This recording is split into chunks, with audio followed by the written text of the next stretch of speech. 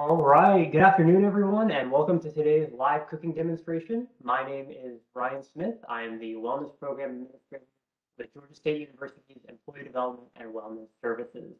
By trade, I am a registered dietitian. Very excited to be cooking with you here today. But before we get started, just a couple of quick things I wanted to point out. We're making use of the WebEx platform today, so if you have any questions or comments during today's session, we'd love to hear them. Feel free to use the chat box on the right side of your screen to enter those questions and comments. We'll be sure to address them at the end of today's presentation. We'll also be recording today's session, so you can watch it again at a later time or share it with a colleague who may not have been able to attend today.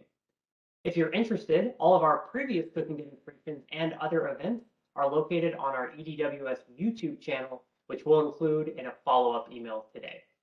So today's recipe is a roasted vegetable and chickpea salad. This is a pretty straightforward recipe, very healthy and nutritious. There is a lot of vegetables, a lot of fiber in it, working with that plant-based protein again. So it comes together very nicely and it's fairly simple to make too. The recipe is going to make 3 total servings, so you can definitely share some with your housemates or family, or have some leftovers to carry you through part of the week if you wanted to prep it for a work lunch. In terms of the equipment that you'll need today, the main thing, we're going to be using the oven, so you will need an oven. If you don't have an oven, you could potentially use a toaster oven for this, or just cook the items in a skillet on like a stovetop. The oven is really going to be the way to go though, because of the volume of vegetables that we're working with. If you only have a toaster oven, you really have to scale things down to a smaller serving. We're going to use a baking sheet, of course, to roast the vegetables in the oven. And other than that, we're just going to use a few bowls to mix together some dressing and put everything together there at the end. So the vegetables we're working with today are cauliflower, zucchini, bell pepper, chickpeas, and we're going to have some mixed greens at the end too, sort of a bed of lettuce that we'll be topping things with. I've gone ahead and preheated the oven to 400 degrees Fahrenheit. That will be our roasting temperature today. And let's begin by chopping up our vegetables. So we're going to use half a head of cauliflower. So a pretty good amount of cauliflower going into this. So you'll start off by just dividing your head of cauliflower in half, unless you want to make a larger portion of it, in which case you can scale everything up. We'll cut it in half, and if you're getting a head of cauliflower, a lot of leaves on it. Our goal is to get this into small floret-sized pieces. The middle of it here, the core, the stalk there, is a little tougher than the rest of the cauliflower, and that's not really what we're looking for. So we're going to remove most of that from this. So what we'll do, we've cut it in half. We're now going to cut it into quarters. So right down the middle again. And once you've got your quartered pieces of cauliflower, some of the leaves will come off automatically. Some of them are still attached to the center there. We're going to make a slight diagonal cut to try to remove as much of that center piece as we can. And that'll make the florets just break apart easily. So I'm doing a diagonal cut, trying to remove most of that. And you'll see that once you complete the cut, the leaves of the cauliflower will fall right off, and that center piece will pop off. At that point, you can actually use your hand to just sort of pull apart the remaining pieces of cauliflower. We'll go back and chop those up into smaller pieces here in just a moment. But let's repeat the process for this other side.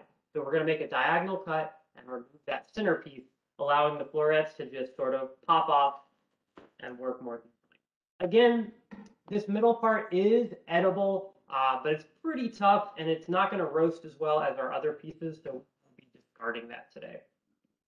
So once again, breaking apart the florets from this. And some of the pieces you break apart may actually be bite-sized, and that's great, they're good to go. But a lot of the pieces are going to be pretty sizable like this. So we're going to take the knife and run it through, chopping these into smaller pieces. Try to imagine that you are picking up a piece on a fork, and you want it to fit on the fork and be easy to chew, not so big it's not going to fit in your mouth. So that's kind of the size we're looking for as we cut these up. So cauliflower is our first vegetable here. It's very, very similar to broccoli. It's a cruciferous vegetable, so they're in a similar family there. Nutritionally, there is a lot of water content in it because it's a vegetable, which is great. Some of our hydration needs can actually be met just by eating things like fruits and vegetables, which have water in them. So if you are someone who's looking to stay hydrated, drinking water is of course important, but when we eat fruits and vegetables, we actually get some water from those as well. It's going to be high in fiber, which is great for things like staying satiated and feeling full and satisfied. It's good for blood sugar control, and it can help maintain a healthy cholesterol as well. So a lot of good benefits happening there. So I've run my knife through this, chopped it up into the smaller bite-sized pieces that we're looking for. You can go for a finer chop if you want to. I will leave that up to you. And I'm going to go ahead and transfer these over to the bake. So we're going to bake the vegetables in 2 different batches today. The cauliflower and the chickpeas are going to require a longer amount of time in the oven to roast just because of the nature of the vegetables. Things that are a little bit lighter, a little less dense, and have more water will roast faster, so we'll add them in towards the end. So the chickpeas we're using today, also known as garbanzo beans, we're going to use 1 15-ounce can. You'll want to rinse and drain it, and this will be our plant-based source of protein today. After you've rinsed and drained it, I would recommend patting gently with a paper towel or a towel to get any of the extra moisture off of the chickpeas. When you roast chickpeas in the oven, they have a tendency to sort of pop, and some of them can jump off of the pan, get stuck at the bottom of the oven, and then create a little bit of a problem later. If you pat them a little bit, get some of the extra moisture off there, it can reduce the chance of that happening. So we're going to put the chickpeas on there and just sort of mix it around with the cauliflower.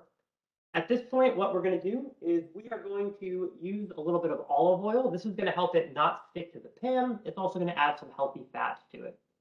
You're going to want to use about half a tablespoon here, and we'll use another half a tablespoon later when we add in the other vegetables. I'm just going to be drizzling a little bit. Okay. That's its side. And then I'm going to use a spatula here and just sort of shuffle this around. We want that oil to be coating the pan as well as coating the different sides of the vegetables. Okay. Now, in terms of seasoning, we're going to do just a pinch of salt and pepper. We're going to have some sodium coming into the meal in a couple other places, so we don't want to go overboard on the salt. When I say a pinch or a dash, that's about 1/8 of a teaspoon, so not a whole lot of salt, just enough to give it a little bit of flavor here and there. And we'll do the same thing with pepper. Now, if you like black pepper, you can be a little more liberal with this since it's not going to add sodium to the dish. You're really welcome to add as much black pepper as you want. Okay. So we sprinkled that on there a little bit. What I'm going to do now is go ahead and place that in the oven. Again, we've preheated the oven to 400 degrees. I'm going to disappear here for a second as I open the oven up.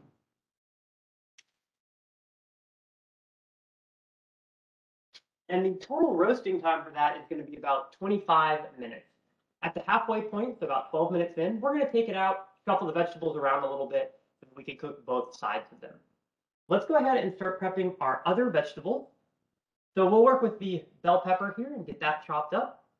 My process for this, since we've cut it in half for the recipe, is I'm going to cut the top and the bottom off, and that's going to help me remove some of the middle pieces, and I'll show you here in just a minute what that'll look like. So I've cut the top and the bottom. We now can see that there's only a couple connection points for this middle piece here, which allows us to easily make 2 cuts and pull that piece out, and we'll discard that. Now I can flatten this out and then get a nice dice going with the bell pepper. For the sizes of the bell pepper piece, try to aim for about the same size as the cauliflower. We're looking for a consistent size across all of our vegetable pieces if we can manage it. And then for those pieces I cut off at the top and the bottom, we're going to return to those and just cut those into similarly sized. Bell peppers are great. They're going to offer some vitamin A, some vitamin C for us, which is great for our immune system, as well as some water and fiber, like I mentioned in the cauliflower. Okay. And then we've got our half of a zucchini here, and we're just going to cut this into slices. No need to dice this one up. So imagine like a sliced cucumber. We're just going for that. In terms of thickness, the zucchini is going to cook pretty quick compared to our other vegetables here. So you can do some reasonably thick pieces. Try to aim for about the same thickness as your bell pepper, and that'll allow it to cook a little more evenly. So I'll show you here for size comparison. You can see a similar thickness, and that's what we're looking for. So we'll go ahead and continue that, cutting through the rest of the zucchini.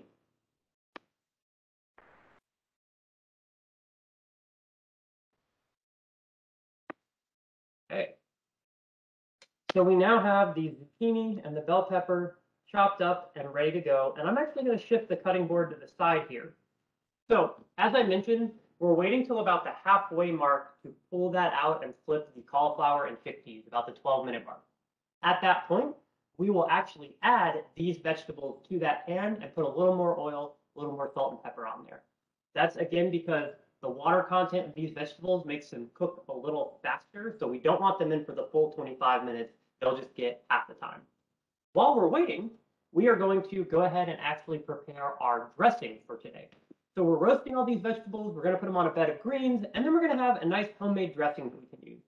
The main ingredients in the dressing today, we're going to use tahini, which if you're not familiar with tahini, it's sort of like peanut butter if it were made from sesame seeds. So it's thick and creamy, very filling, which is great.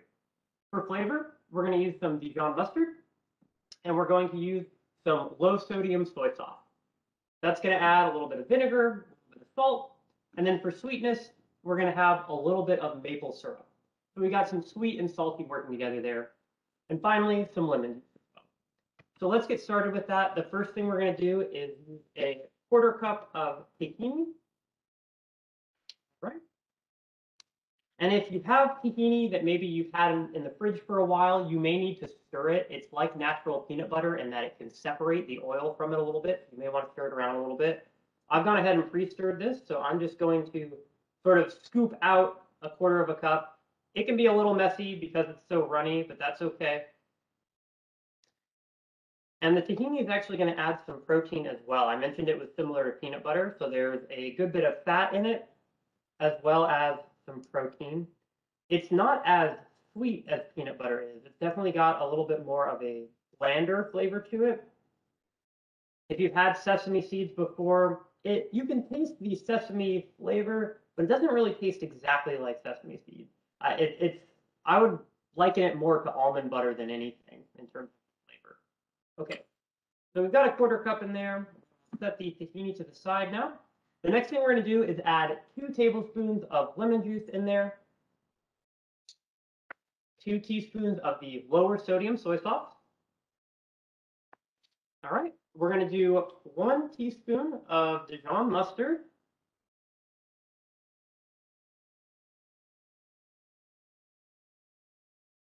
Okay. And then to give it a little bit of sweetness, just 1 teaspoon of maple syrup.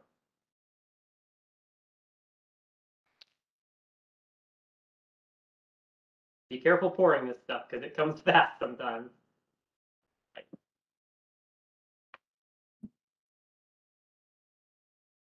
And once you've got all those in a small bowl, you can just start to mix it around. If you'd like, you can whisk it, which may help incorporate it a little faster. But there's no rush. We're waiting on things to cook in the oven for a little bit, so I'm just going to slowly put this together. This dressing is really good and has a lot of applications you could potentially use it for. Of course, we'll be using it over the greens and the roasted vegetables today to add some extra flavor and fun to this recipe, but I could see it going well as a sandwich topping or in wraps too. So you could definitely get creative with it. As you're stirring it, the main thing you're looking for is for the liquids and the tahini to start to sort of bind together and become one consistency. If you find that it's too thick, you can add a little bit of water at a time. We're talking like a tablespoon at a time to try to loosen it up a little bit and thin it out. Eventually, you will get to the point where hopefully you can see that it's nice and creamy looking and runs like a dressing would. So this is really, really tasty. It's a pretty exciting part of this. All right, let me check on the timer here real quick. Okay, so we're going to go ahead and pull those out. We're going to flip the cauliflower and the chickpeas, and we're going to add our bell pepper and tahini to it.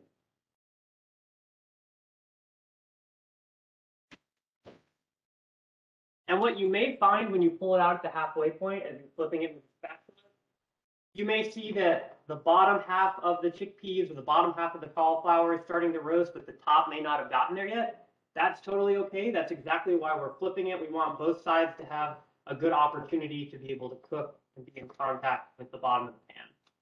Sort of just shuffling things around here. Now, when we add the other vegetables, we're going to try to spread them out in an even layer if we can. When things are stacked, it's going to slow down how quickly they cook, and we want to try to avoid that. So, throw our tahini on here, and then let's grab this bell pepper and toss that in. And this is another one of those fun recipes where the different colors of the vegetables are very exciting. You could use a red or yellow bell pepper if you happen to have one of those. But I think the green with the orange and the red. So we've got that spread out to a single layer now. As I mentioned, I'm going to add a little bit of extra olive oil, so about another half of a tablespoon. Okay. And we're going to do the remaining pinch of salt and remaining pinch of pepper. We want the zucchini and bell pepper to have the opportunity to have some fun flavor on them.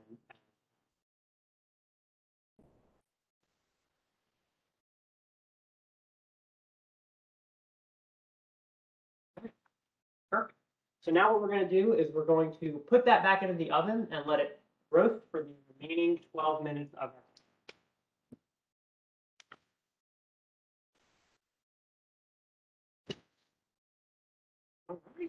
So I have gone ahead and pre-roasted some of these so that we can kind of skip to the end step here so you don't have to wait and watch for the final 12 minutes while that roasts. But if you're making this at home, while you're waiting on it to finish roasting, this is actually a great time to start cleaning up. Cleaning as you go is really, really nice so that when you finish and you get to eat, you don't then have to look at a big pile of dirty dishes. When we're trying to meal prep, we're ultimately trying to save time. So anything like that you can do to tidy up throughout the recipe when you're waiting on steps like this is wonderful because it'll make the whole process a little bit faster and a little bit smoother. So give me just a second. I'm going to grab what I have pre-prepared. So this is a smaller batch that I made earlier today. You can see what the vegetables look like when they come out roasted.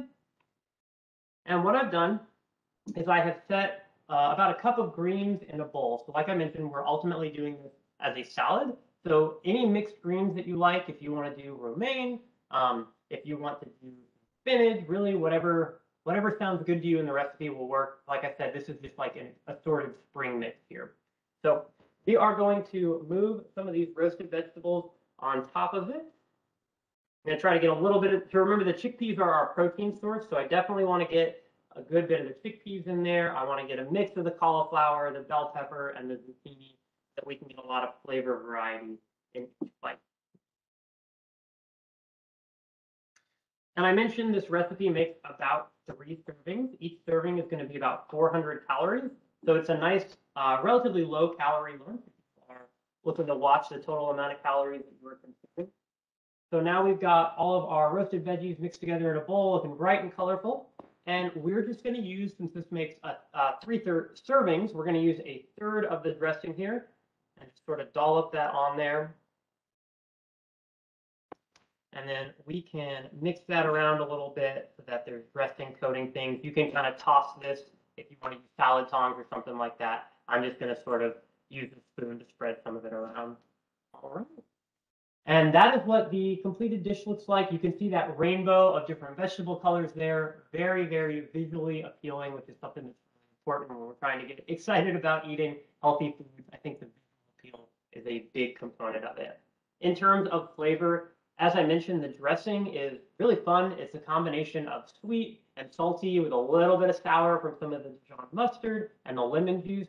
I think it adds some pretty complex flavors to things.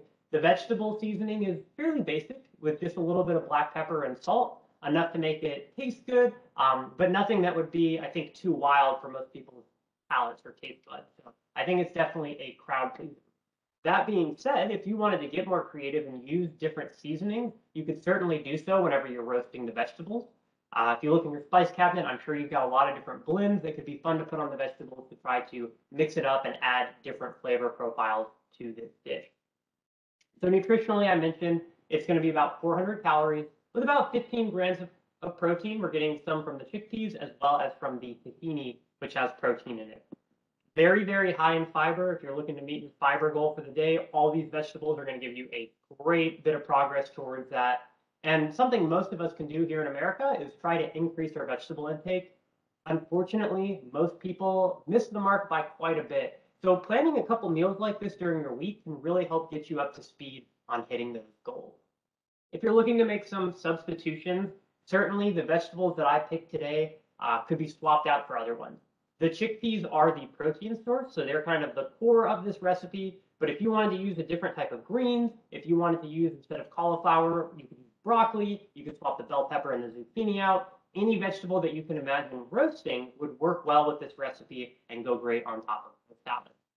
So that is it for today's recipe. I'm going to check the chat. It looks like we've got a comment or two here that I want to be able to address. Let's take a look. Okay, so this is a question. Chickpeas are not popular in my house. What is the most protein-rich alternative? Great question. Chickpeas or garbanzo beans may not be for everybody.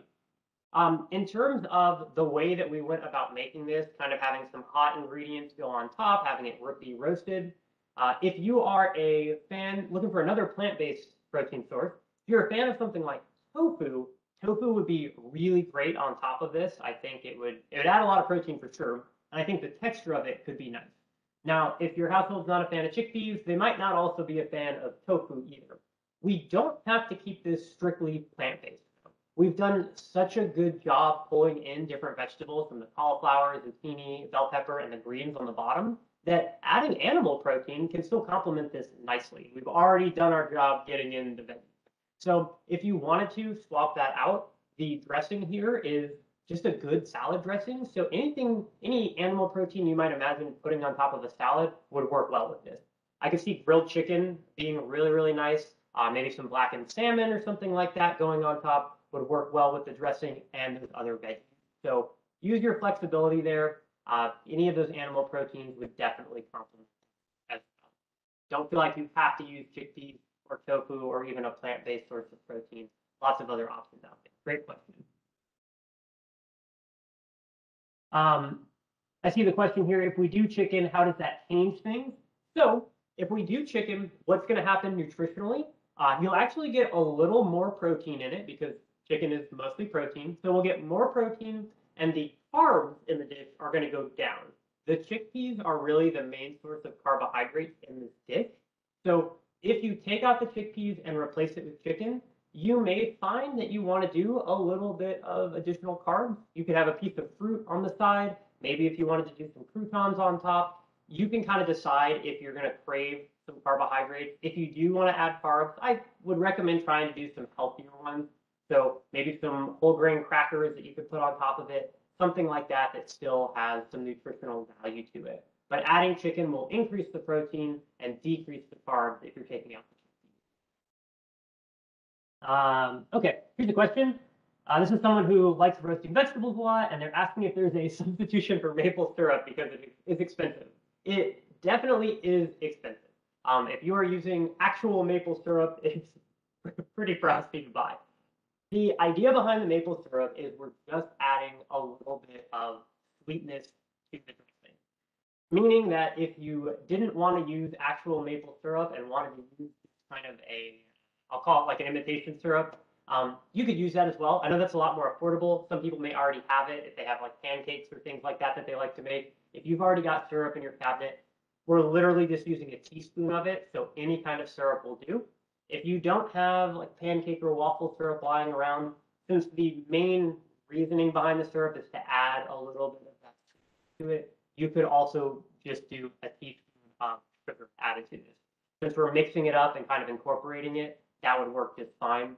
Because if you do just normal sugar, you lose a little bit of the volume and the liquid that might come with the maple syrup. So you may find that you want to add a little bit of water to thin the consistency of the dressing. You'll have to experiment and see, but that's really the only purpose behind the syrup. So you can whatever you have lying around. The maple syrup flavor, I think, is nice and works well with the dressing, but you've got options there. I know it is expensive. And I happen to have it from some other recipes done, so yeah, it's pricey though. Okay. I don't see any additional questions at the moment. So as a reminder, we're going to be sending out a copy of the recipe and the nutrition information. So you can see how this all stacks up and how it might fit into your daily plan. If you've got any questions, like we had about the chicken, about how something might change nutritionally, feel free to reach out to us via email. Our email is edws@gsu.edu. That can get directed to me, and I'm happy to answer any other nutrition questions that may pop up if you want to do some fun substitutions with them.